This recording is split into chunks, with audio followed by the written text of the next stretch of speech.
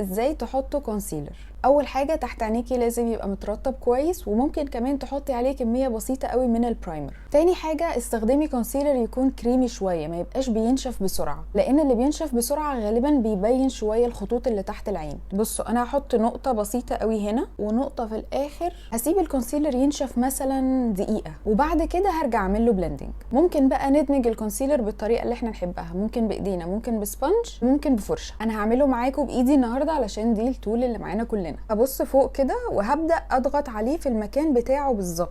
بعد كده هاخد الباقي اللي على ايدي وهحطه حواليه بقى، بحيث ان انا ادمج الاطراف.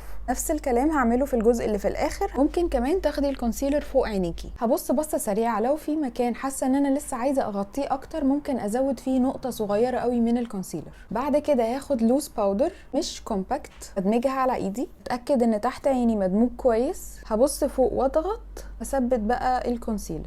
وده شكل الكونسيلر بعد ما خلصت الميك اب. لو عايزين توتوريال لكل اي لوك من دول ادخلوا عندي على البروفايل، وما تنسوش تعملوا سيف وفولو لهاكس وتبس تانية كتير.